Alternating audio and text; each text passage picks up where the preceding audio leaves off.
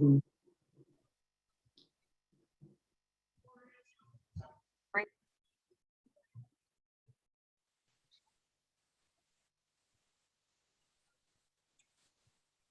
right. Well, I think if we'd known it was going to be this many people, we might have set this up as a webinar. But so if you could mute yourself, and when we get to the question and answer time, thank you all for submitting questions. I might kick us off with a couple of questions that came in beforehand, and then we'll open it up. And if I might even unmute people if they want to ask questions. We'll see how time goes. But I think we'll get started. Hello, welcome. It is December 2nd, and we are here to talk about the Plymouth Community-Wide Electric Vehicle Charging Initiative. It got a lot of press, and I think that started a number of phone calls to the City of Plymouth and to me because I was quoted in the article.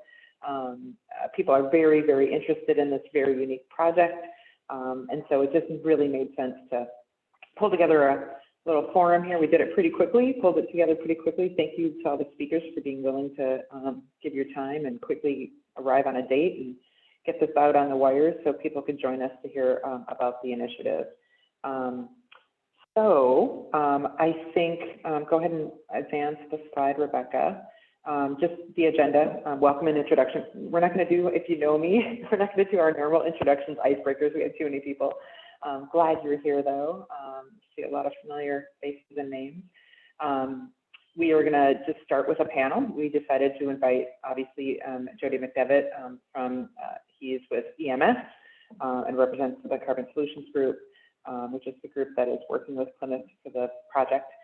Amy Hansen, who is with the Deputy Works Director at the City of Plymouth, and then Justin, sorry, we should have changed that. It's Justin, not Sarah, that's going to be here from Xcel Energy because there's a component from Xcel Energy that we wanted to talk about. So we'll have them all speak, and then we'll do some question and answer. We do have, again, a number of questions that were submitted ahead of time. We shared that with the speakers so that they could try to address some of those in their presentations, but if they don't, we'll ask those questions. And I will at the end share some electric vehicle charging resources for communities. Some of you know I've run a couple of cohorts called Cities Charging Ahead, and we have a number of resources. If this project, this kind of effort doesn't work for your community, we still want to help you. And so I wanted to make sure that we shared some resources as well. So without further ado, I think we will turn it over to Jody. And thank you so much, Jody, for being here. People are just dying to hear what you got to say. No problem. So welcome. Absolutely. Thank you very much. Perfect. So great introduction. Yeah, there was a lot of great questions that I reviewed last night that already came over. So thank you everybody for being a little bit proactive. With that, I made the executive decision to speed up some of my presentation today and maybe skim over some slides. And I think a lot of the questions that I reviewed are maybe more of an in-depth conversation. But what I wanted to do is essentially just kind of introduce the program in a holistic approach, not really specific to Plymouth. I'm going to kind of leave some of the specifics up to Amy Hansen and what the Carbon Solutions Group is doing specifically with the City of Plymouth. So without further ado, go ahead, next slide, please. Quick introduction. Again, my name's Jody McDevitt with Energy Management Solutions. Energy Management Solutions is an independent energy consultant. So we work with our clients on all things energy, anything from utility rebate programs and incentives to demand response types of programs, energy procurement, and obviously electric vehicle charging stations. We're local to Minnesota. Our headquarters are in Excelsior. I'm the lucky one, though, that I'm talking to everyone today from Tampa, Florida. So I just spent Monday, Tuesday, and Wednesday in and around Minneapolis and got back last night about midnight. So how we fit in, how EMS fits into the whole entire program is we've actually over time have partnered with Carbon Solutions Group to more of a sales and marketing, more of a business development. So we're having these types of conversations with groups, one-on-ones, cities, municipalities, private, public, workplace, whatnot. And It's really a Carbon Solutions Group program. So I'll keep referring to CSG, and that's the reason why. So Carbon Solutions Group, a quick introduction for them. They are based out of Chicago with some offices in San Diego, Southern California, and Portland. They got a couple different business lines. They are obviously, as you can see on the slide, the owner and operator of some distributed energy assets, solar, battery charging, and obviously electric vehicle charging. And they're pretty active with buying and selling of environmental attributes, renewable energy credits, solar RECs, as well as carbon offsets. So if a city were to move forward, or if a client moves forward, the agreement is actually with Carbon Solutions Group, and I and EMS kind of take a step back, and we're always here as a support mechanism, but I'll kind of dive into that a little bit further. Okay, next slide, please. So I'm going to fly through these next couple slides. I think because everyone's on the phone, obviously we all realize that electric vehicles are here to stay. Probably some of you on the phone have heard me before. When I started in the electric vehicle charging station business back in 2015, I actually worked for a company called ChargePoint. And back then, I was having these conversations, and I was trying to convince the folks that I was talking to that electric vehicles were here to stay, and that this company called Tesla was not a fad, right? And I just have a couple slides to share with that where the market's going, and it's no longer a question of is the electric vehicle a viable option. It's just a matter now of how fast it's coming. So you can see on this slide, and this slide was it was an analysis by Bloomberg New Energy on oil futures. And pretty self-explanatory. The black upward line is the sales of electric vehicles. The blue downward trending line is the sales of electric vehicles. Bloomberg says that EVs will overtake the sales of passenger cars and light-duty trucks in the year 2038. I think they've actually upgraded that to 2034 now. So sounds like a long time, but it will be here quick. Next slide, please. This is a very busy slide, but this is from a gentleman by name of Lauren McDonald from evadoption.com. I call Lauren the electric vehicle guru. He acquires all this information and data from third-party sources and comprises it and basically puts it into plain English for guys like myself. The takeaway from this slide, and really what I want to get over to everyone, is EV charging, it is technology. Right. And with any new technology, we're all familiar with that bell curve of how people adopt a new technology. And at the bottom of the bell curve, you kind of have those innovators. And then as time persists, we have the early adopters, and then we go mainstream, and then it becomes laggards. Right. So Lauren's predicting that the electric vehicle goes from early adopter stage and kind of crosses that chasm into mainstream in the year 2028. That's only 6 years from now. So once again, that's going to be here before we know it. And this next slide, please. This next slide, I think, really hits home, because in all of my conversations, I tell people, just go to Google, type in whatever manufacturer of vehicle you drive today, plus electric vehicle, and you're going to get press releases. And these are recent press releases. Volkswagen, Mercedes, Subaru, General Motors, Ford, every one of the manufacturers of automobiles is producing vehicles with a plug, or that can be plugged in. And it's almost weekly that we see a press release from a pretty high profile press release. Just over the past couple of weeks, we've seen a press release from Ford Motor Company investing $11.7 billion with a B, billion dollars into EVs.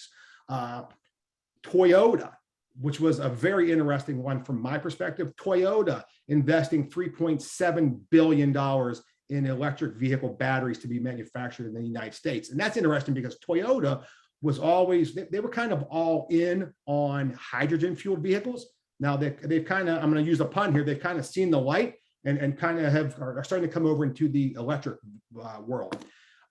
Hertz, the rental car company, as you can see on this slide, Hertz purchased 100,000 Tesla Model 3s, and that was their first purchase order. So I think it's no longer a question of if, it's now when, as I just mentioned. Next slide, please. So if you're on this phone, obviously on this webinar, you're probably thinking to yourself, we want to install electric vehicle charging stations, right? And there are multiple challenges, even that some of my past customers and prospects that I've reached out of implementing this type of program. And the big one is, and I hear it all the time, hey, we want to install an electric vehicle charging station. Well, it's not that simple. You have smart stations, you have dumb stations. When you really look at it also, there's costs and budget constraints. Not only the cost of the charging station, but the cost of the installation. And many of you have probably experienced that, a charging station may cost $7,000, but the installation comes back at $15,000 to $20,000. So that may kill a project. And not only cost for this charging station, but again, I said installation and design drawings and the permitting and the software and the cellular connectivity fee and the cost of electricity. So there's a lot of cost associated with an EV project. And then you look at driver support, and that's a question you got to ask yourself. Who deals with the driver? All right, is that me? Is that someone else? Is someone on my staff?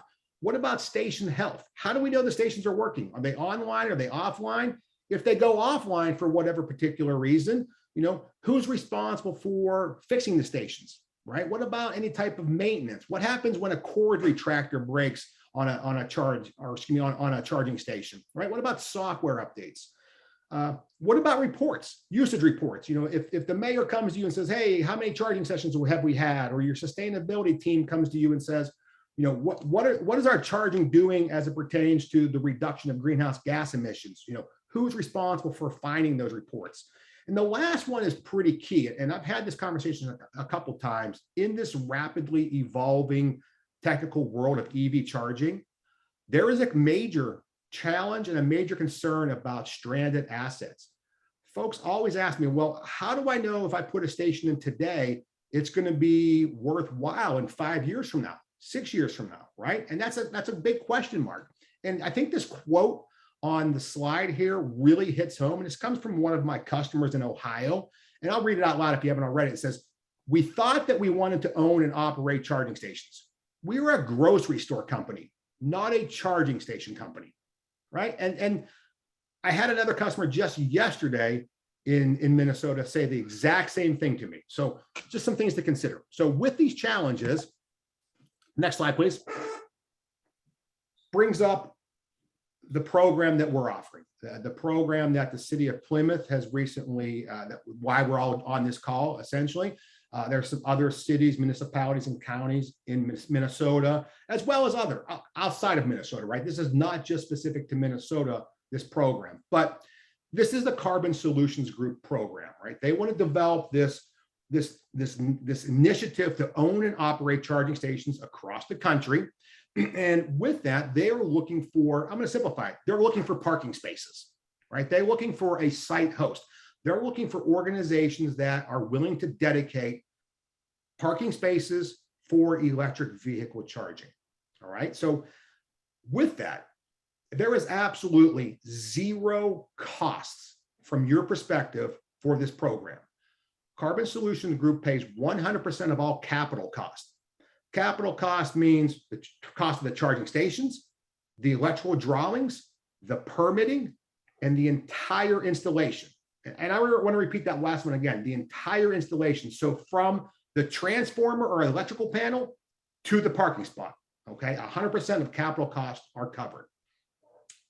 They also cover 100% of all operational costs, okay? Operational costs being the cost of electricity.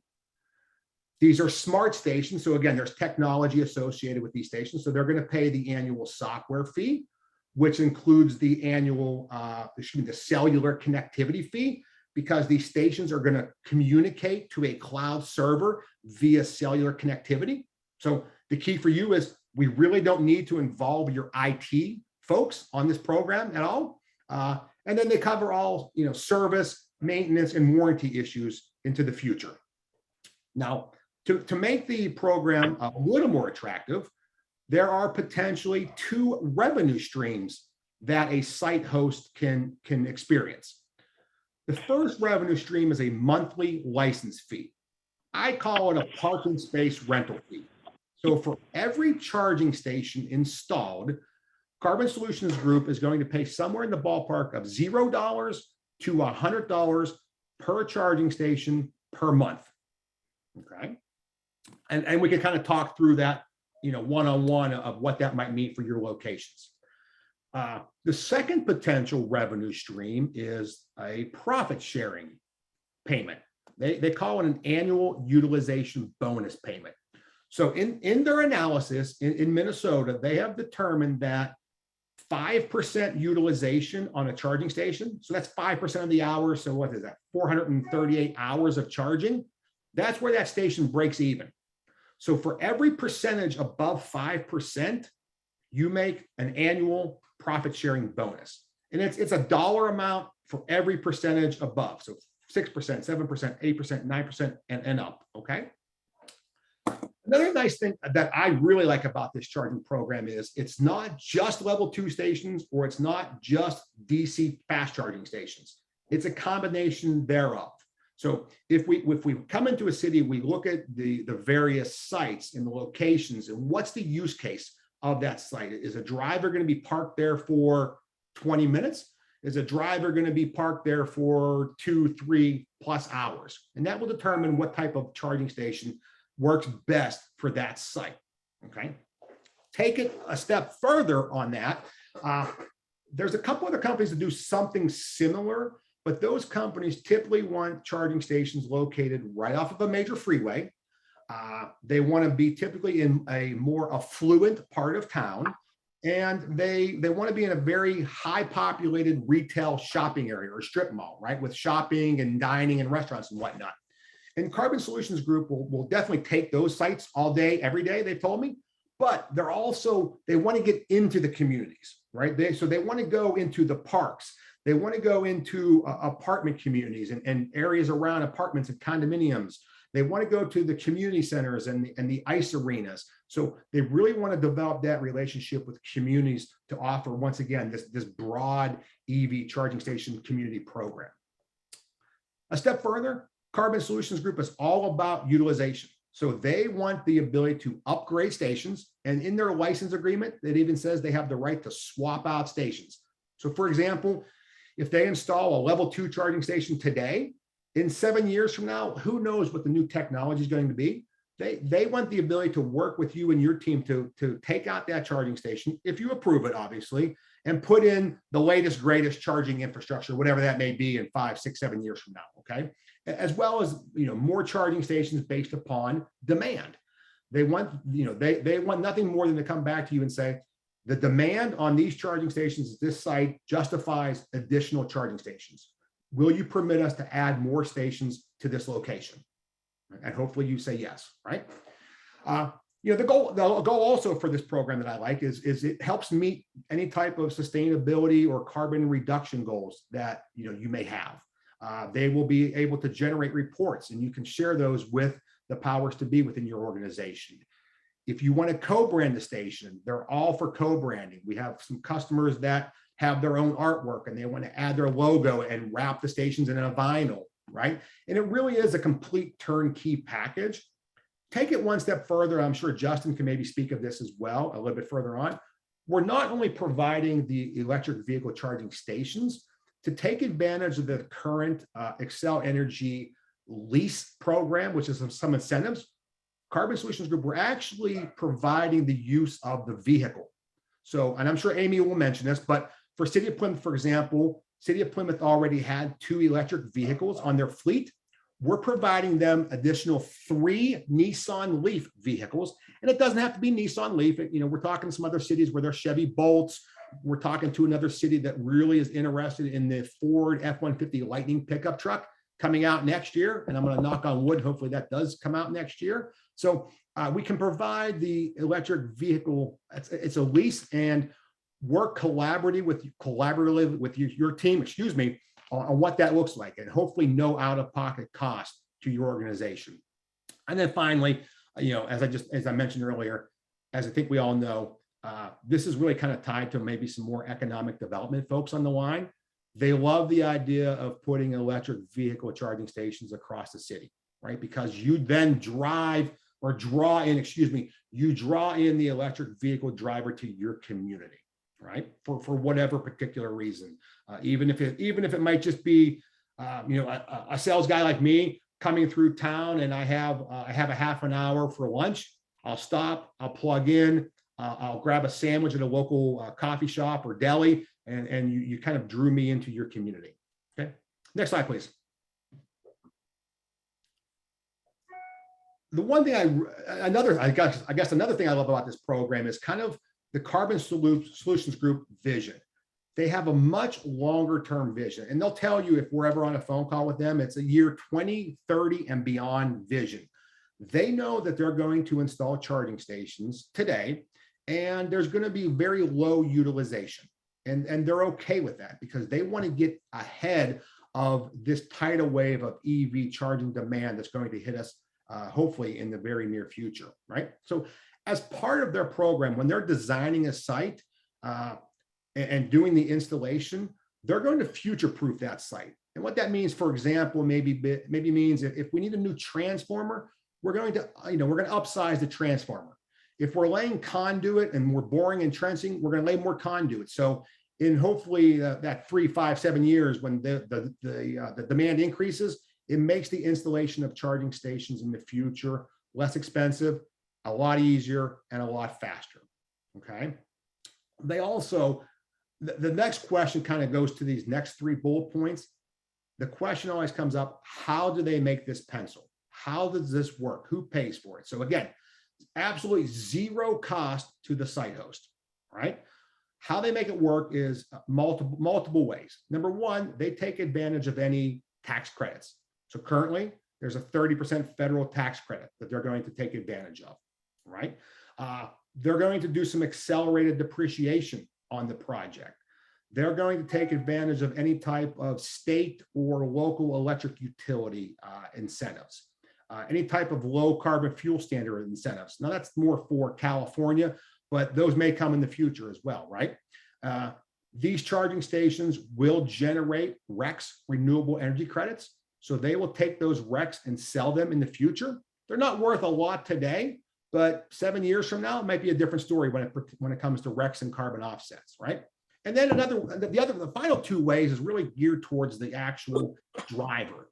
So number one way is they're going to charge a small markup, a kind of a premium. I call it a convenience premium for charging. So if the cost of power is 10 cents per kilowatt hour, they're going to probably charge in a ballpark of 20 to 25 cents per kilowatt hour of charging. Okay, so it's a premium for the driver, but it's not a price gouging premium. And Carbon Solutions Group definitely makes mention that they want to be the low cost provider. Okay, and that doesn't matter if it's a level 2 charging station or a fast charging station. It's all via kilowatt hours. The second way associated with the driver is in the new year, they're going to be releasing a subscription model. And a subscription model, please don't hold me to the specifics, but this is what we've been talking about. So there may be different levels of subscription, $10, $15, $25 per month. And as a driver, I can purchase one of those subscriptions. So let's say maybe I purchase, for example, a $15 a month subscription.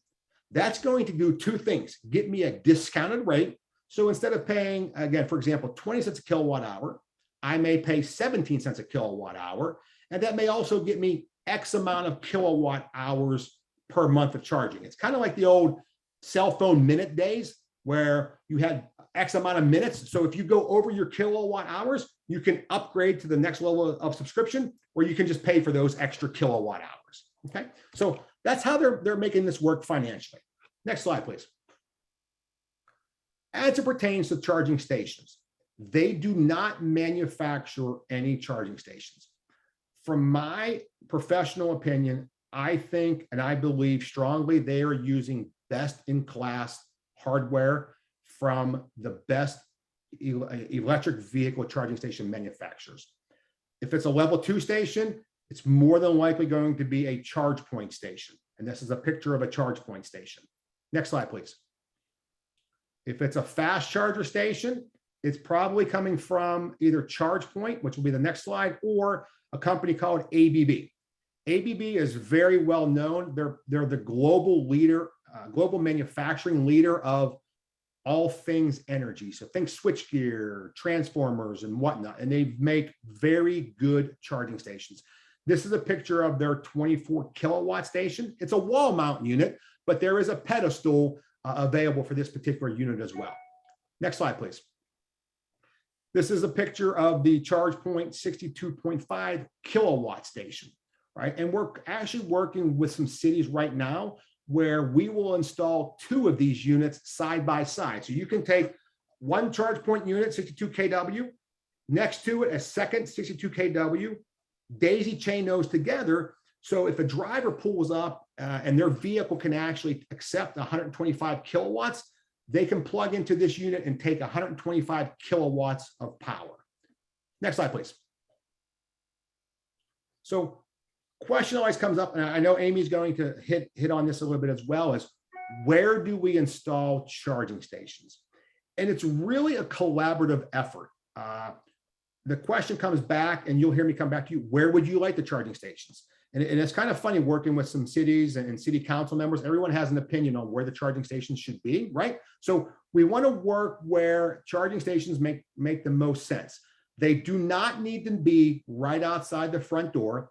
As an electric vehicle driver, and probably any other EV drivers on this call, we know if we can get to a site and if there's charging stations, we're going to find the charging station, and we are just happy that the charging stations are there and we can plug in our vehicles and get some juice, right? So we're going to come back with Google Earth images, collaborative effort. We'll do some circling on the parking lot of where it would be preferred. If for whatever reason your preferred locations do not make sense for whatever reason, maybe it's financially not feasible. For example, maybe you want the charging station outside the front door, but the closest transformer is on the total opposite end of the property and there's multiple buildings in the way. We're going to have a discussion about, can we relocate those charging stations? But again, you always have approval to say yes or no on the actual physical placement. Next slide, please. So once the agreement is executed, and I should talk about the agreement, for all of this, Carbon Solutions Group is asking for a 10-year commitment with 2 5-year renewal options, right? So 10 years it's going to move very fast in this market, which goes back to my comment of zero risk. You can put the risk on Carbon Solutions Group for this project, for these programs. So once the agreement is finalized, their project management team comes in, takes over, and they're going to work with the local city, their local jurisdiction on any type of permitting. They're going to work with the utility on any designs and adding a new service. And I want to touch base on that also, because the question comes up of who pays for the power. Carbon Solutions Group pays for the electricity.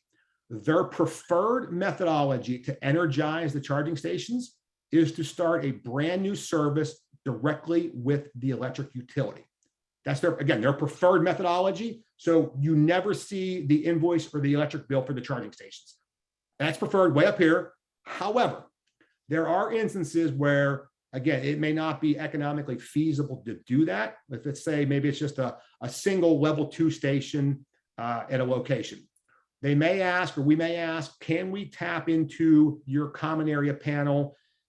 In that instance, yes, you would pay the electric bill, but Carbon Solutions Group would then reimburse you for all electrical costs going to those charging stations, okay? And then finally, moving forward, they also work with electrical contractors.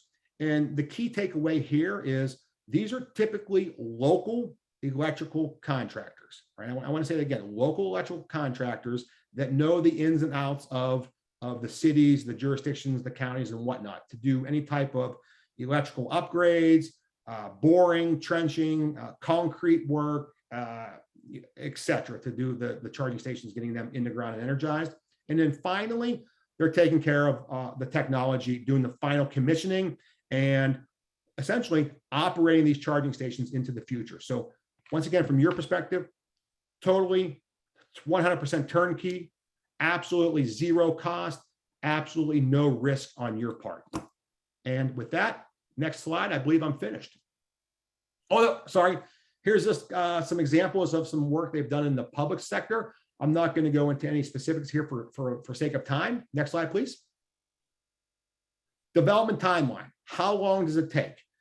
Which is a very great question in today's supply chain world, right? I'm telling everyone at least 6 months for a project. And that varies and it depends. It depends on a couple factors.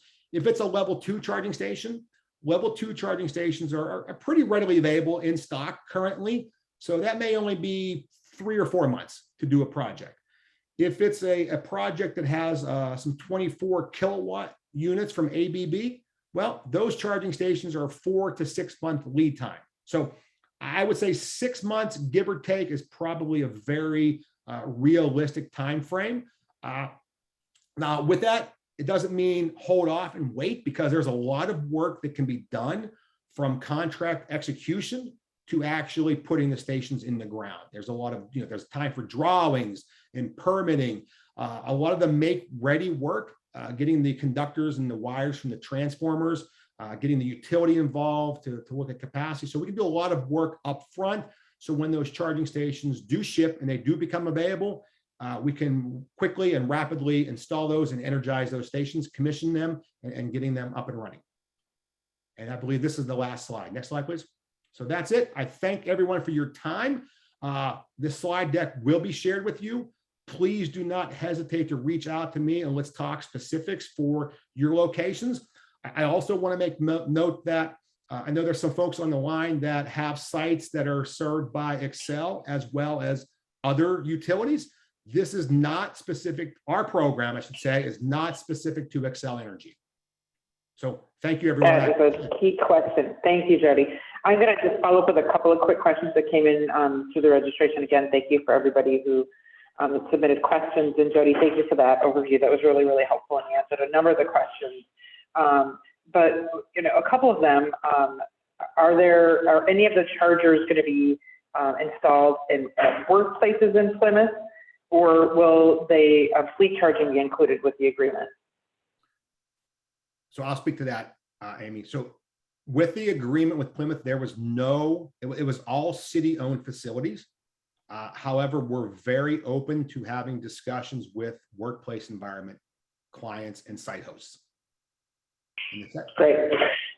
And was there fleet charging involved? Are you putting chargers in that are specifically going to be for their fleet, like the Nissan Leafs, et cetera, and growing, hopefully expanding their fleet? Yeah, and Amy can speak to this also, but with the fleet for Plymouth, we were not specific. There was no depot type of charging, right? However, we're definitely interested in having those conversations. So if your fleet vehicles all come back to a depot and they're behind a fence, and it's only for the charging is only for those vehicles, we're very interested in having the discussion of how we can work with you. And that may also bring about even a deeper discount on the price of charging for fleet vehicles, because we can calculate, working with you and your fleet managers, how many miles does that fleet vehicle drive in a month or a year? And we can kind of calculate some deeper discounts. So again, instead of 20 cents a kilowatt hour, those fleet vehicles may be at, for example, 14 cents a kilowatt hour or somewhere in that ballpark. Great, thank you. Just a couple more questions and then we're going to move on. I know people are putting some questions in the chat, but I want to make sure we have plenty of time for our other two presenters. So we'll catch any questions that we don't catch at the end. A question, you were talking about the carbon offsets, and there is a question in here, thanks, Tony, for that, about carbon offsets. Does selling the carbon offsets work for or against our climate goals? I think you mean the city or the state, the region, in that it allows others to not decarbonize. Do those need to be purchased by the site host to claim the credit for the carbon reduction? And then I have just a second question, like, are any of the chargers going to be powered with renewable energy through wind source or anything else? Solar connected to it? Yeah, let's answer that second question first, Diana. So yeah, for the power consumed through the charging stations, Carbon Solutions Group purchases RECs to offset those. Okay, so they won't be powered. For all of them?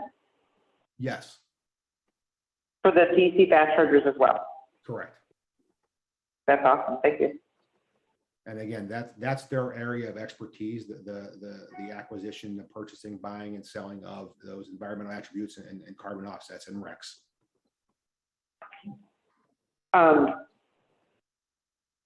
Okay, so I guess the other question, I think we can have more of a conversation about it. Thanks, Tony, for that. I think the one last question, and then we're going to move on. You know, what would you recommend as a first step for another city that wants to replicate this approach? All of you.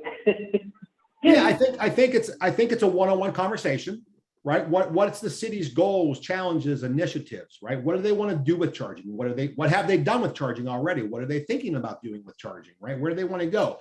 And the challenge I have there is, the challenge I always have is expanding the vision out into the future a little bit more, right? It's everyone kind of is in the here and the now. And I've had multiple conversations where it's like, well, that's probably not a good location for EV charging. And I asked a question, you know, why is it? Whatever the reason may be. And I said, yeah, that's a shorter term view. Think 5 years from now though, right? So getting that vision. So I think it comes down to, and very similar to what we did with Amy and her team at the City of Plymouth, is Amy sent over a listing of sites, the name, the addresses, the electric utility that services those sites. And we did some analysis. We kind of go quiet for a couple of weeks. We do a lot of Google Earth images. We do a lot of utility tariff reading, which was one of the best things we do is read utility tariffs. Having conversations with utilities or having conversations with municipality electric companies and cooperatives about any types of incentives, any type of special rates or tariffs associated with demand charges. And then once EMS does that analysis, we send it over to Carbon Solutions Group. They do a little bit of further analysis, and we come back with a very nice proposal that says, for this site, we're very interested in installing these types of charging stations and these number of charging stations. And then we also come back with a proposal on that revenue stream. So you'll have a very nice document that you can take to the mayor, the management team, city council.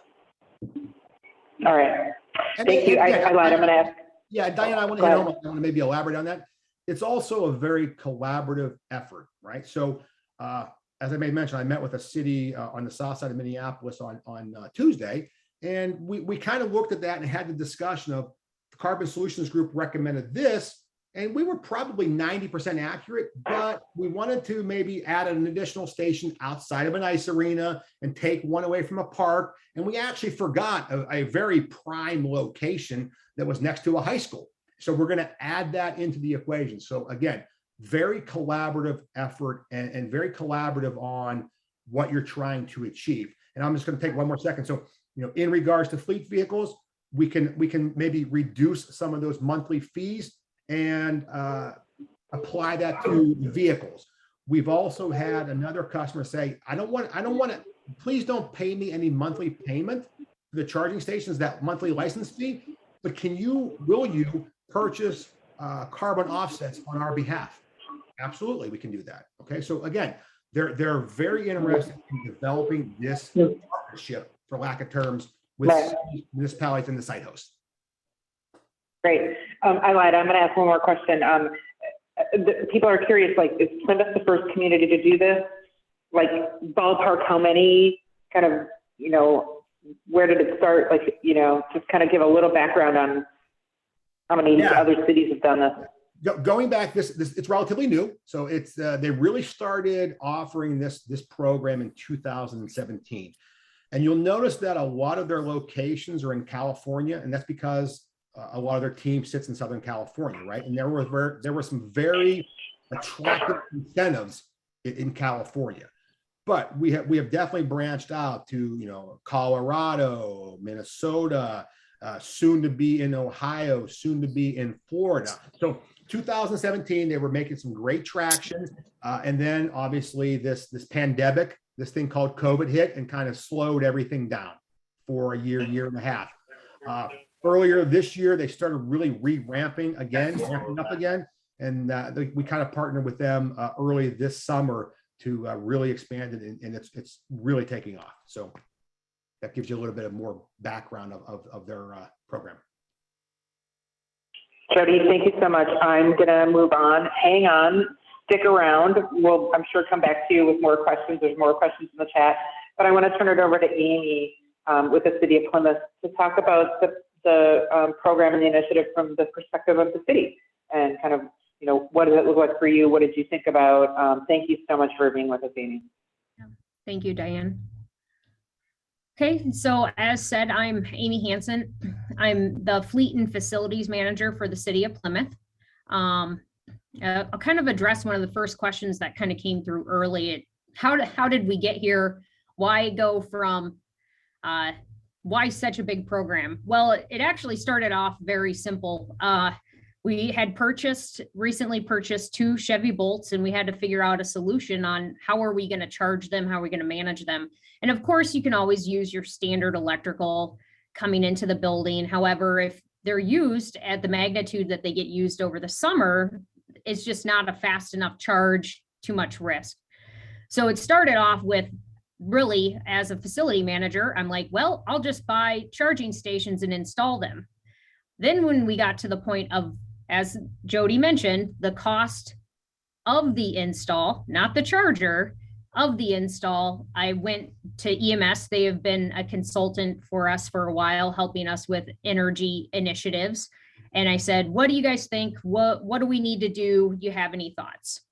I was kind of looking, is there options out there? If I install these chargers, can I get any of the rebates? Can I get any of the credits? How does this work? And so then Jody and team kind of started putting their heads together and basically brought the CSG proposal to us. And when we looked at it at a no cost, no risk approach, you can go ahead and change the next slide. We basically determined that maybe if, as everybody's mentioned, electric vehicles are not going away. In fact, they're going to overtake probably some of the gas market in the near future, that we can either be part of it or we can be left behind. And we have determined that we kind of want to be part of it. We want our community to be able to come to our facilities and have the amenities just like they would at a mall or going to the grocery store. However, that comes at a large capital and operational costs over the time. So with this program, we get a no cost, basically no risk approach. Probably get a nice Christmas tree there. So we city prices. So we can avoid. I'm muting the people as they come in, so go ahead, Amy. Yeah, so that's okay. So we can, we're avoiding about, if we were to ever, and one of the things that is a challenge from the city perspective is when we were going to like city council and city manager and directors, they're like, well, we would never spend $2 million on a program like this. And I'm like, you're right, we wouldn't. We might do the ice center, we might do the community center, but if you got a company that is willing to give you an infrastructure the size that you need at no cost, why wouldn't you at least look into it? Why wouldn't you attempt to? So that's kind of where we continue to go down the path. We also noticed that as EV chargers, if we were to take them on, it's staff time. It's time to implement them. It's time for not only the facility team, but it's also time on the technology team, making sure that we continue to have the right software, and we're always updating licenses. And so there's a management. And then along with that management is, well, does the city charge the user for it? And how do we calculate the rates, and how do we do that? So there was just a lot that went into the program when you started thinking about it. So we love the idea of the revenue driving option, the monthly lease payments, the profit sharing. The program alone will give us 115 parking stalls. We'll go to EV dedication over the 14 different locations. On top of that, as Jody mentioned, we will get 3 additional Nissan Leafs to use in the city fleet, which will be very beneficial for us as we've been trying to find more fuel efficient ways for quick jumps around from facility to facility. You can go to the next slide. So here is the potential revenue And I think this is kind of what really kind of got the director and management team on board with it, is looking at the ability of what we could do with these funds. So this high level kind of talks about the first 1 to 5 years, the level 2s, which are the most common. As you can see, they're the most stations being used throughout the facility. We get a $10 a month fee for each stall. And then a potential what the utilization rate would look like after as Jody mentioned, they have to hit 5%. Then after that, we get a percentage of the profit sharing from there. So this is based off of a bonus of 20% utilization.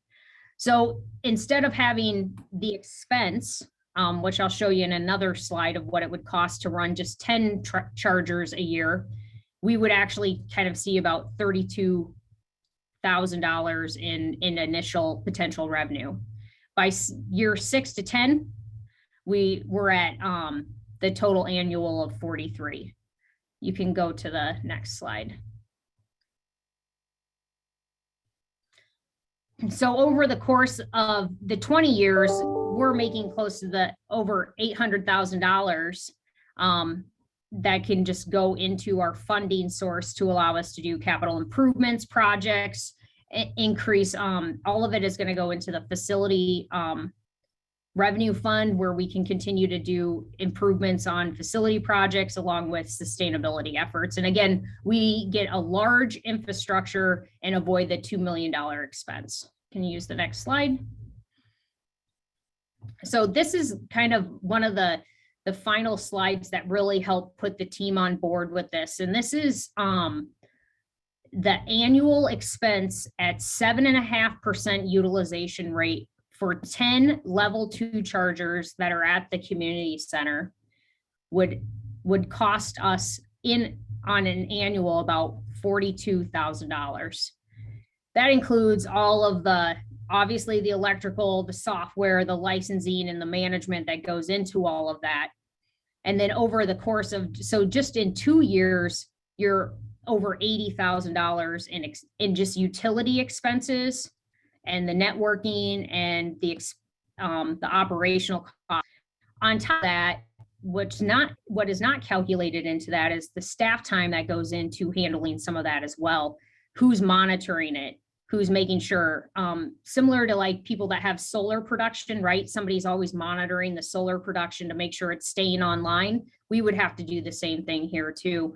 And with that, with this program with Carbon Solutions Group, it allows us to basically not to avoid that, and it puts the ownership on them.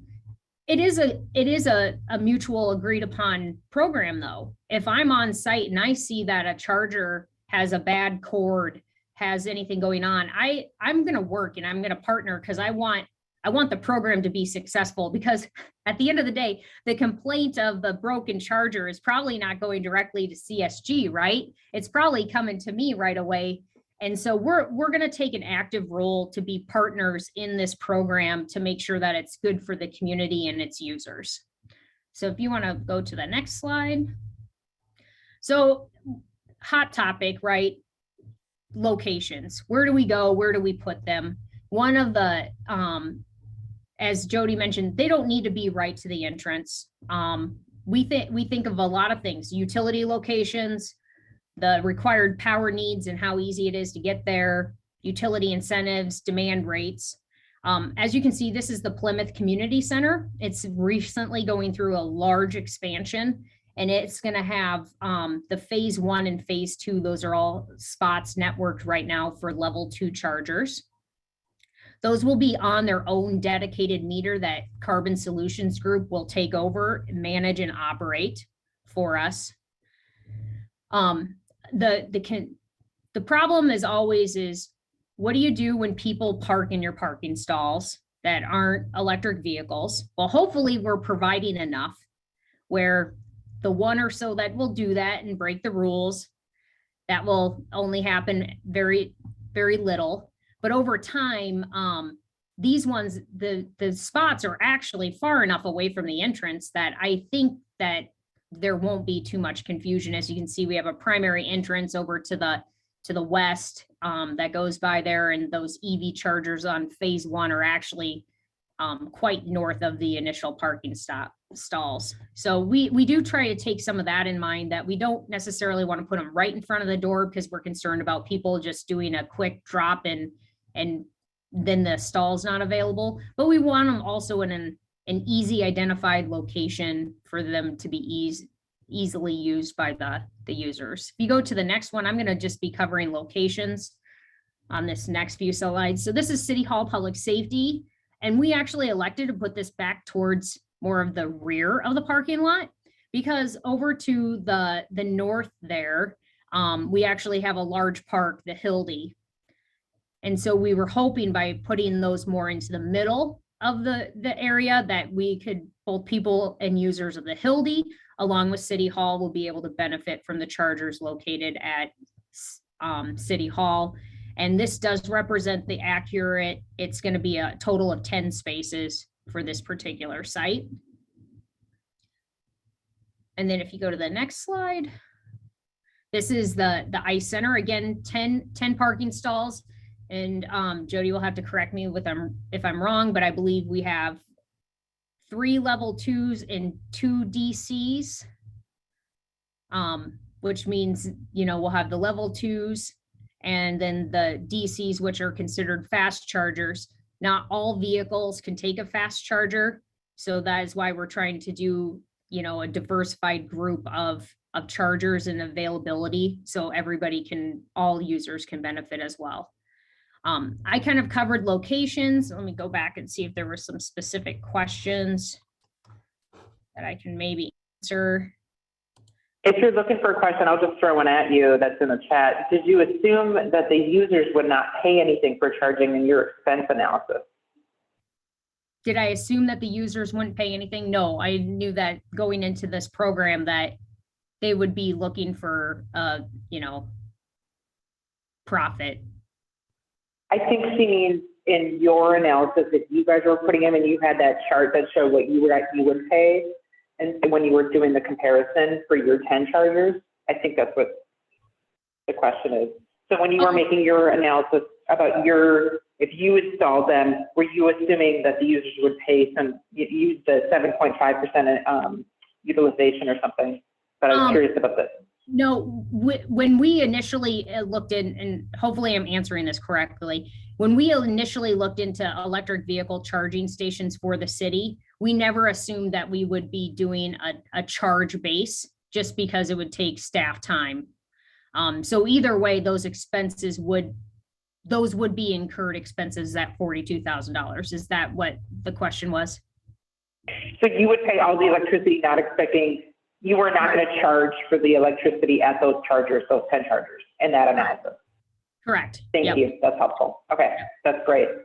And then there was a question, I think I answered it. It was, does the City of Plymouth require any EV charging at business sites? I was pretty sure no, but I want to just have you confirm that. I don't think you require any charging at business sites. No. Let's see. Trying to see if there's any other questions. So let me see, City of Plymouth. Okay.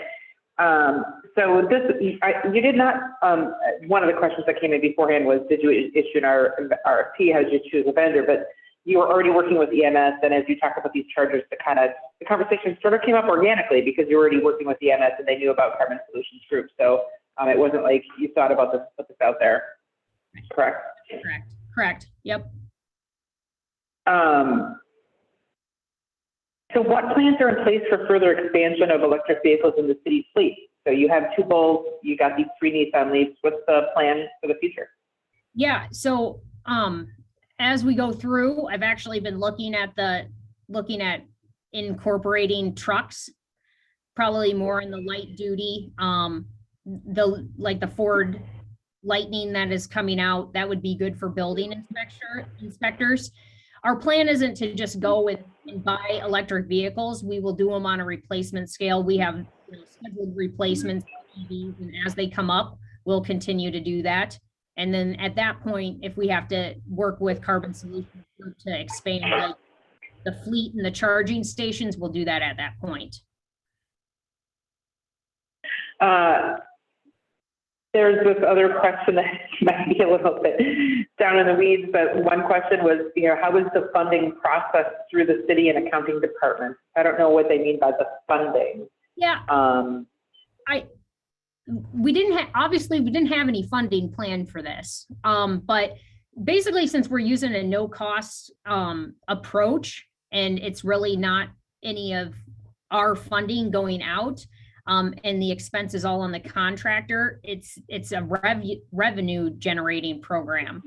So we didn't really have a whole lot of concerns from the city or the accounting department on that, given the fact that we weren't spending of our internal dollars. Well, and I'm curious because that was interesting what Jody said. I knew about the revenue model that, you guys have a great incentive to encourage people to use these chargers because the more they're utilized, the more money you make. And he was talking about, you would get that money, but then also some cities say, no, we don't want that money. We want you to buy RECs for us instead.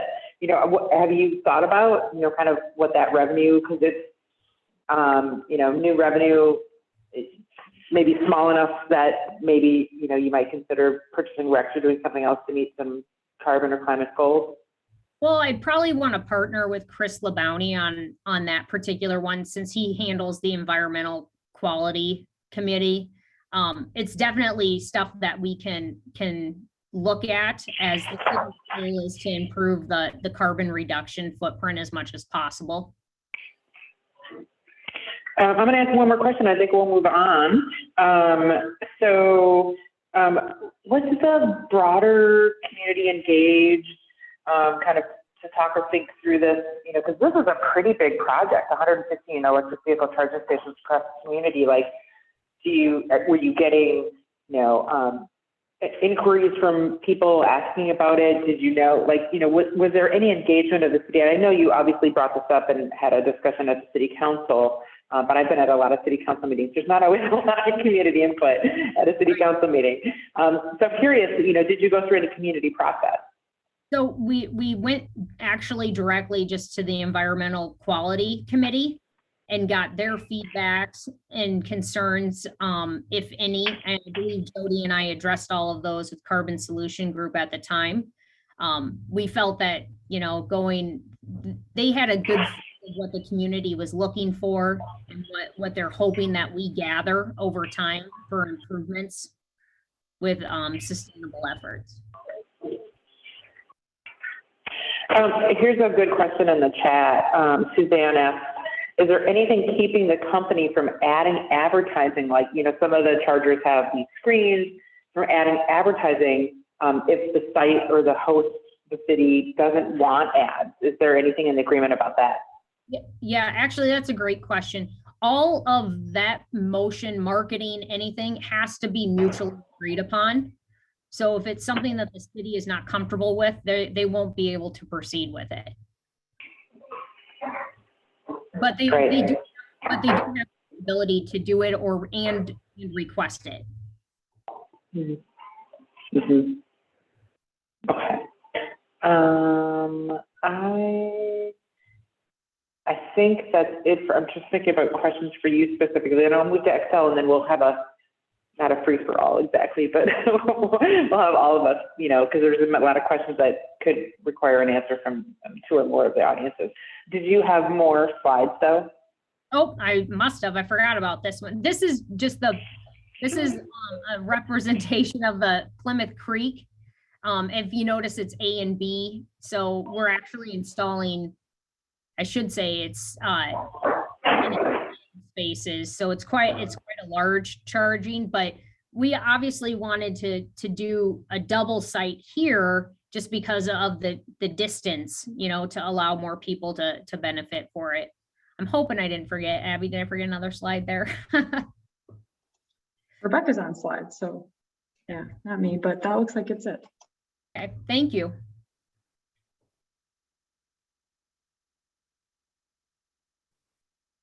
All right, that was awesome. Thank you, Amy. I'm sure there'll be more questions for you at the end. Appreciate your presentation.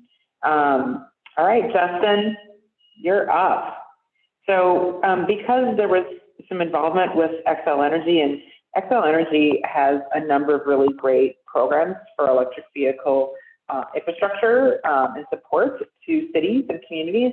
And I know that they were part of the conversation, and some of their programs were utilized for this. So we asked Xcel Energy to come on and share information about their project with us. So Justin, thank you so much for being here. Welcome.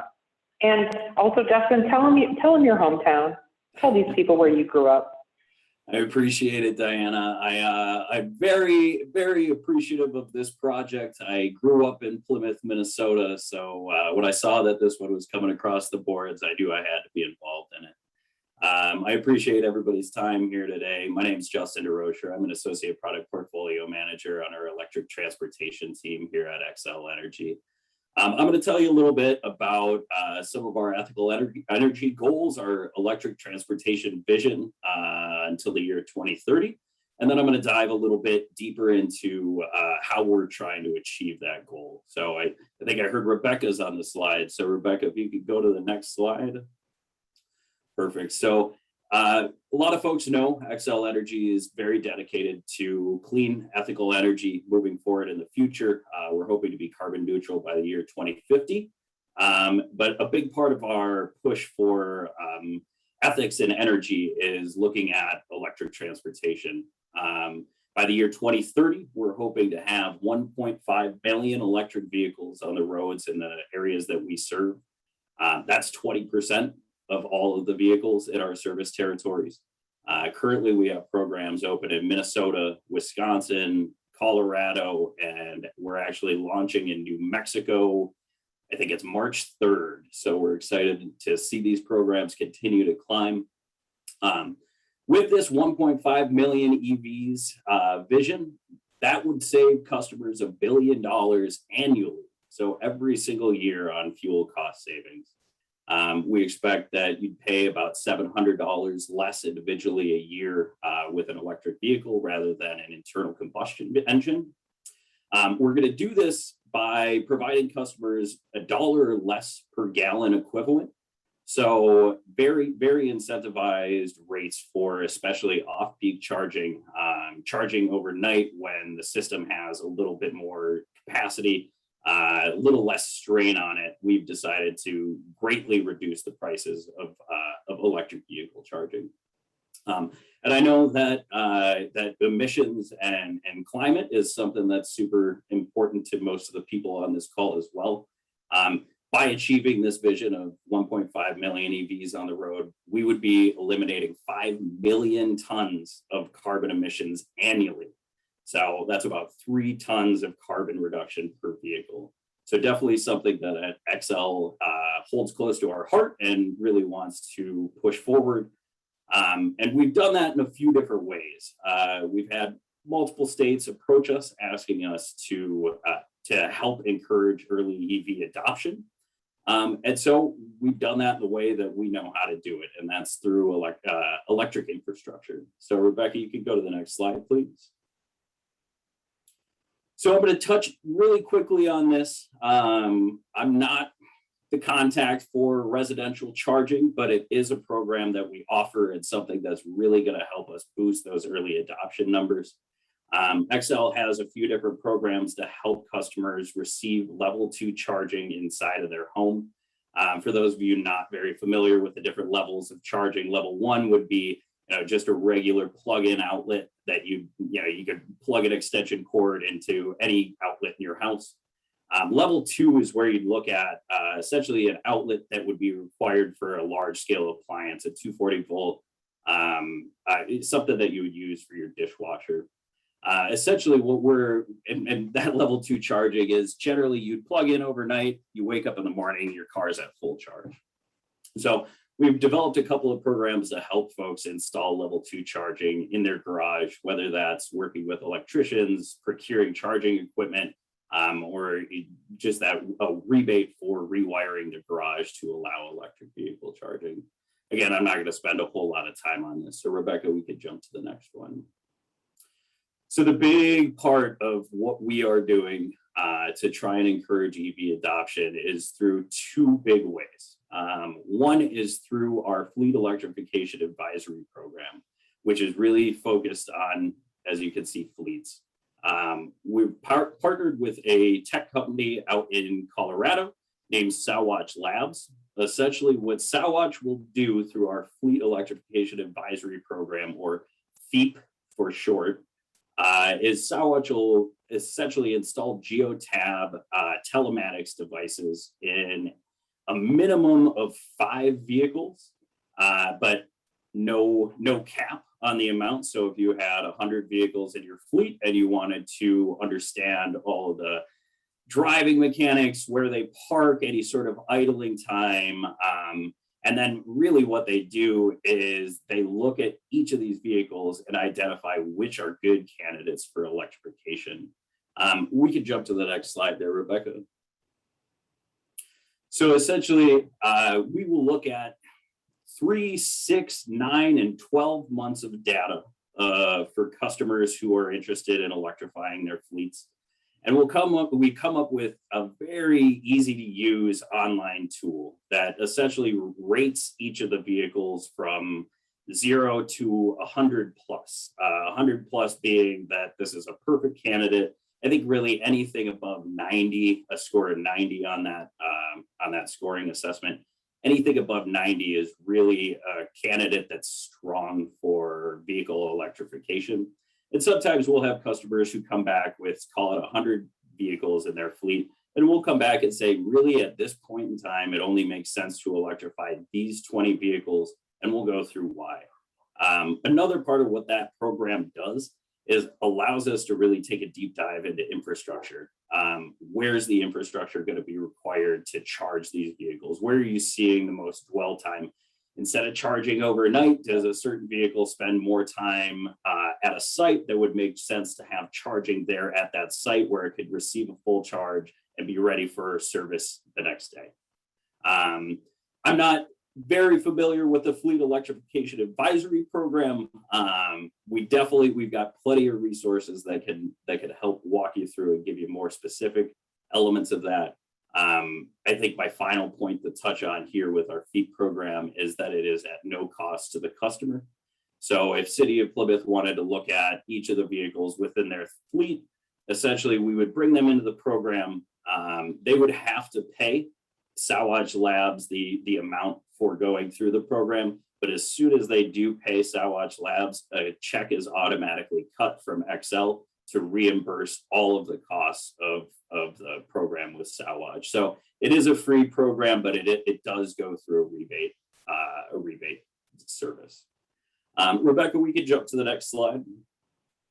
So a big part of what I focus on at Xcel Energy and what I would argue is one of our most important parts of encouraging EV adoption are our EV service pilot programs, or what we call our EVSI programs, our electric vehicle supply infrastructure programs.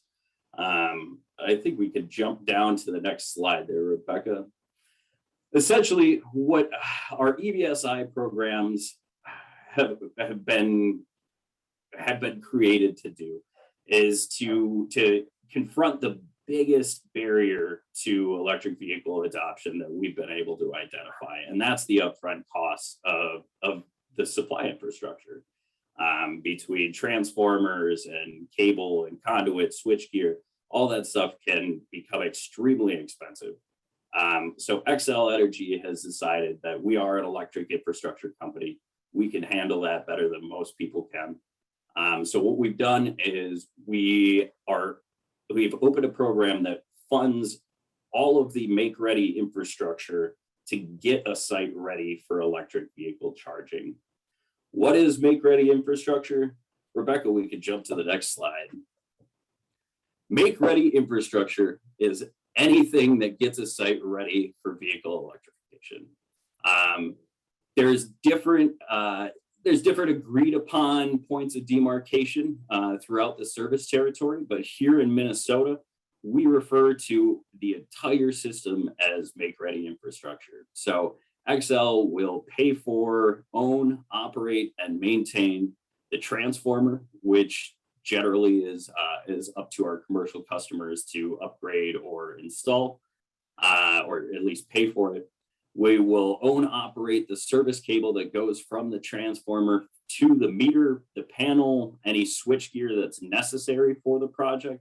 And we will own, operate, and maintain the conduit and the wiring that go all the way up to the charging stations themselves.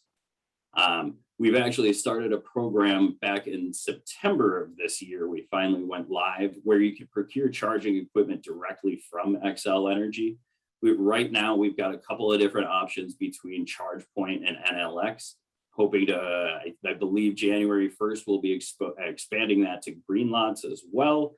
And then hoping to get a DC fast, right now it's only for level 2, but we're hoping to have a DC fast charge option available probably mid to late Q1 of 2022. So that should be coming pretty quick. And we could jump to the next slide here. So we've got 3 main programs that are live right now in Minnesota, and they are all, 2 of them are pilot programs. I believe our multifamily program is a permanent program. But I work with fleets especially, so I want to talk to you first about the fleet EV service pilot. So again, we've been approaching customers to make sure that they don't have a concern about the finances stopping them from vehicle electrification. We see fleets as being one of the biggest reasons or biggest contributors to greenhouse gases. And if we could do anything to try and lower that, we will. Currently, right now, our fleet program is only open to public sector and nonprofits. We've been working with like City of Eden Prairie, City of Minnetonka, Hennepin County, City of Minneapolis. We're trying to work with, I think, Habitat for Humanity. I have a meeting with next week. So currently this program isn't offered to our private sector, but we're hoping that the PUC will allow us to expand that mid next year. There's plenty. It was essentially what a fleet EV program looks like is you would contact somebody like me. I would get our install team, our design team, and our customer all together out on the site. We'd want to take a deep dive into looking at where the existing infrastructure is and if that is up to par with what we need for expanding that infrastructure, or for electric vehicle charging, excuse me. So we've got our fleet service EV fleet EV service pilot, again, only public and nonprofit, but we do have, and Rebecca, we can go to the next slide. We do have a public charging EV service pilot, and it is a DC fast charging, public charging pilot. Each site within the public charging pilot requires at least one publicly accessible DC fast charger. And it has to be within a high use location that we've determined to be, I think it's within 2 or 2.5 miles of a freeway on-ramp, which around Minneapolis is pretty easy to get to. So these are more aimed at kind of connecting the corridors, anywhere where people are going to be traveling through, looking down, realizing, hey, I need to stop off, get a charge. As Jody said earlier, many people stop in between meetings, find a place that has a charging capability, stop and get a sandwich. And by the time they're done with their lunch, they come out and they've got, if not a full charge, at least enough charge to get them to where they need to go and then back home at the end of the day. And Rebecca, we could jump to the next slide. This one we're really excited about. We actually just went live with our multifamily housing program yesterday. Multifamily housing is aimed at, obviously, folks in multi-housing family situations, but both rentals and also owners. So we're working with assigned parking, which you see a lot with condos, folks who own the space, own the condo, but then own the parking space to go along with it. We're able to switch or kind of intermingle our residential programs in this commercial program, where those customers who do own their spots would just see an increase on their monthly bill, so you don't have multiple bills to try and track throughout the course of the month. The other part of that is our unassigned parking for more often with rental units, but we do see this with condo owners as well. So shared parking in the parking lot where we've got a few chargers, anybody's welcome to use them. And then that could either be through an RFID card for payment, or it could be a full service option where a few apartment buildings have elected to pay for the energy usage or the energy consumption of their residents. Those are the three big programs that we have live right now. In the essence of time, I think that's about it, Rebecca. Yep. Okay, perfect. And I'd add onto this last slide, visit the fleet website, visit the public charging website, and most definitely visit that multifamily website. We think that program is about to just completely take off. We're seeing huge amounts of applications already. And so we're looking forward to seeing how this is going to go in the future. I really, really appreciate everybody's time. I'm really happy to see my hometown electrifying vehicles and can't wait to see where it goes. So thanks, everybody. Thank you so much, Justin. Just a couple quick questions, and then I'm going to open it up for some broader questions. So are there any, let me actually start with a different question. So I understand that the Make Ready project for fleet services is used to help make this project more affordable. Is that right?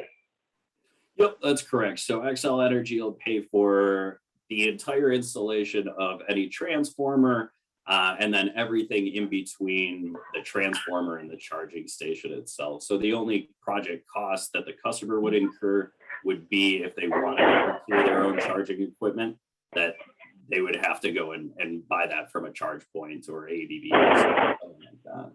Right. So this is part of the fleet services, but as we know, only a handful are going to be like at city, buildings. Some are going to be at parks, which are not kind of necessarily for fleets. Does that not matter? You're still going to pay for the stuff because it's under this umbrella of fleet services. So I just wanted to kind of parse that apart.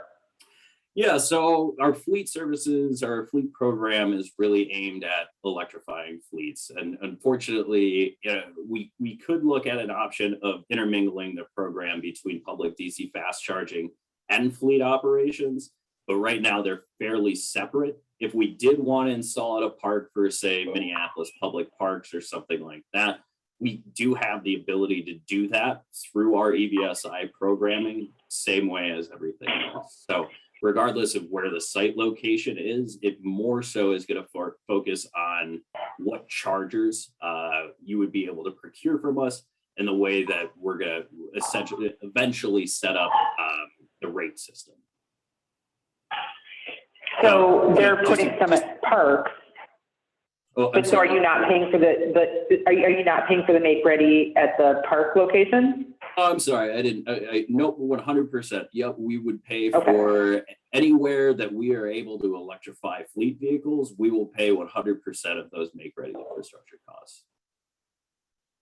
I guess I'm getting caught up on the fleet vehicles thing because I'm thinking about the city fleet. Do you mean just cars just generally, or do you mean the park vehicles? Specifically, we're talking about fleet vehicles. So they would not; those charging stations would not be open to the public. It would have to be something that is only focused on either public or nonprofit electric vehicle charging. Okay.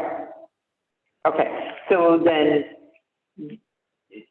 well, maybe we'll come back to somebody else, maybe Amy or somebody from the city, because I know that they're planning on putting some at parks in different places. And so those are probably not for fleet vehicles, they're for the public. And so it's a little confusing. And maybe it's just me, I'm sorry. So I do want to move on to another question though. Are there, one of the questions that came in was, are there challenges to the grid of adding this many EV charging stations kind of in one kind of community? That's the question people are starting to have. Yeah, absolutely. It is a question that we get all the time. The easy answer is no. There is not. But the more complicated answer to that is we're not going to electrify all of the vehicles overnight. right? This is going to be a very long, drawn out process of slowly getting adopters in and trying to convince people to move away from their internal combustion engines. With the volumes that we're seeing right now and the amount that Xcel Energy is investing in our capital infrastructure, we're not going to have a problem in the foreseeable future. I think a big part of that is also with our push towards renewables. A lot of folks ask, well, you know, the sun doesn't shine at night. Well, the wind blows a little harder at night. And so I think that the big thing to realize here is that those are thoughts that we've been working on for the past, 5-10 years already at this point.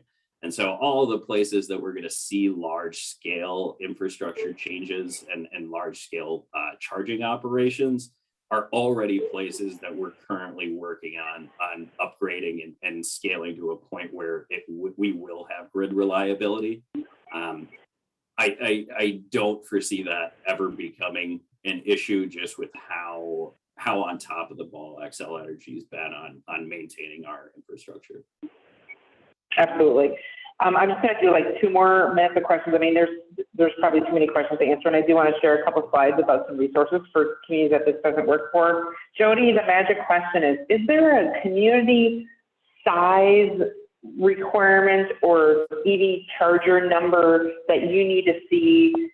Can, podunk whatever, 350 people that needs 1 electric or 2 electric EV chargers, will that work? Is there a place where you kind of go, we need to have at least this?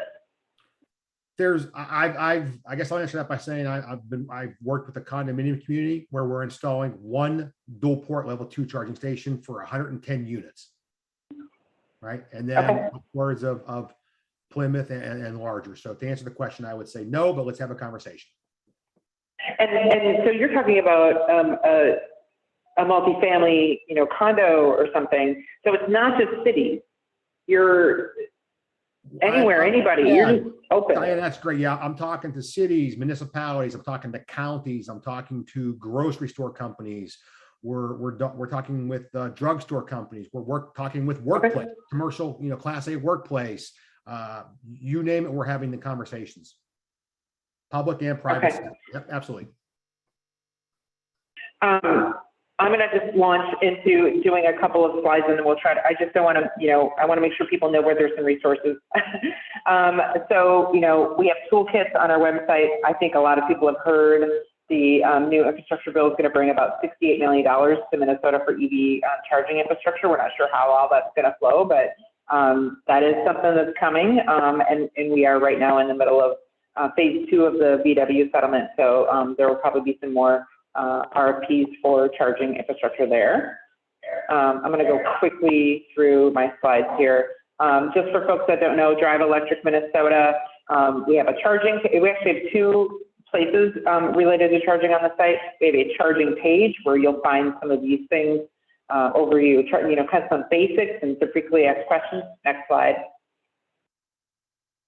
And then we have, under the communities tab in the middle, and I circled in yellow up there, a charging guidance page, and that will give you a survey monkey to help you kind of decide what kind of charger, give you some siting considerations. Probably our most popular thing on the site right now is this guide to purchasing an EV station, charging station. Gives you a lot of different information, and there's some sort of checklist, so it helps you really think through what you need to do. Go ahead, next slide. So that's what that looks like. It's all on the Drive Electric side, and we'll send out links when we send out the follow-up to folks with the recording and the slides. It's cooperative purchasing. It's another resource that we have on there. That's a great way to get some your chargers. Go ahead. And then one of the questions was, how do we, promote, how does the city, what other roles city can play while promoting electric vehicles? We have a whole toolkit, fast facts about electric vehicles, little blurbs that you can use in your newsletter and social media, EV quizzes, ways to engage people. Reach out to us, look at the website. We have some resources for you to help educate. There's a really big, important role for cities and counties and communities to educate people about electric vehicles. There's a big role there. Go ahead, next. And then I just did want to talk about, for those of you who have been part of City Charging Ahead, that we've been piloting and are launching an EV Ready Communities program that will include EV Ready cities and EV Ready tribal nations. And we're hoping to launch this really soon. It's been a wait and see game. We got funding, but it's been a little bit of a challenge to get that all nailed down. And we're really excited to move forward with, these categories of action to help cities on their EV readiness journey. So be in touch with us. And we've got 2 minutes left, but so I had a list of questions and I wanted to see, one thing I wanted to ask you, Jody, is that, so much charging happens at home, 80%, 85, 90, I drive an EV, I hardly ever charge anywhere but home. And that's likely cheaper than a 20 or 25 cents, per kilowatt hour. So how do you know these will be utilized? And what happens if CSG is not recouping the money through the fees? Yeah, that's a great question. That's a great concern, and I'm the same way, right? But I'm a little bit different. I'm in the mindset when I'm driving my electric vehicle, I definitely pull out of the garage in the morning with a full battery. I drive wherever. If there's a charging station, I am plugging in and popping off. So I continually pop off. Is that me? And the feedback. Apologize about that. So is there a guarantee charging stations are going to be used? No, but all signs are pointing to demand increasing across cities, towns, communities, and it's an amenity, right? It's an amenity to attract the driver to that specific location to continually top off their battery. The nice thing about the Carbon Solutions Group program is there's no risk from the site host perspective. If a charging station is installed, and let's just, let's say it never gets used. Well, there's no clawback language. There's no type of penalty. So the risk is 100% on Carbon Solutions Group and their team. Whoop. Sorry, I got muted because of the feedback. Have any of the communities brought down the cost of charging for income qualified folks or thought about kind of that equity aspect for members in their community? You know what? That's a great question. And I would say we would be open to this. Carbon Solutions Group would be open to discussions. I'm actually working with a community college that's thinking along the same lines of, they actually said, we would rather not take a license, the monthly license fee or any type of utilization bonus, but can we drive down the kilowatt per hour fee? So, and Carbon Solutions Group is actually like, yes, absolutely. We're willing to talk about that. Okay, I'm going to end with one last question, and it's for you, Jody. I mean, we all want to hear from you. What is the outlay of money? It looked like I saw in Amy's presentation maybe $2 million that they were not going to spend on installing, operating, etc. All this equipment. Is that in the ballpark of what CSG is putting into the city of Plymouth with installing all these $2 million? And how long will that take to make back? Yeah. Keep in mind, they're not purchasing charging stations at MSRP, right? They're purchasing them at wholesale pricing. They're purchasing annual license fees at wholesale pricing, cellular connectivity agreements in place. So they're obviously having the buying power to drive down all of their costs. With the information Amy showed, yes, there's definitely some incentives that are offset by Xcel Energy, right? Federal tax credits. So you got to take into consideration everything that's available to them to drive those costs down, right? And again, the 30% tax credit as of today, which will probably be extended, that's pretty large on a project. Up to $30,000 is maximum per site, but a city can't take advantage of that. So again, the payback period, that's their calculations. I haven't really got into their calculations of payback periods, but that's the analysis when it lobs over, and then they come back to me with the number of stations they're interested in and types of stations and locations. So the ballpark figure of $2 million, is that the investment that CSG is making in the community? I would say it's less than that, obviously. Again, because of everything I may mention, the incentives, rebates, wholesale pricing, etc. Okay. Well, it is 2 minutes past 2:30. Yeah, thanks, Evan. We'll definitely get Jody's contact information. Again, we'll send that out to folks. And maybe if Rebecca or Abby can throw it in the chat, if you can grab that. Thank you, everyone. This was a great conversation. Really excited to see how things go. I've already told the City of Plymouth, and since they're, they benefit from utilization of the electric vehicle stations. We're happy to help in any way to promote, educate, whatever we can do to encourage people to plug in Plymouth and elsewhere. So thank you so much. This is really great. We're really happy. Thank you, Justin. Thank you, Amy. Thank you, Jody, for being here. And thank you for all the attendees. I think this was very enlightening. Thank you so much. That was great. Thank you for the invitation. Thank you all. Yep, thank you. Thanks. Thanks, Jody. Thanks, Amy. Thanks, Justin. Thanks, everyone. Thank you. Thank you.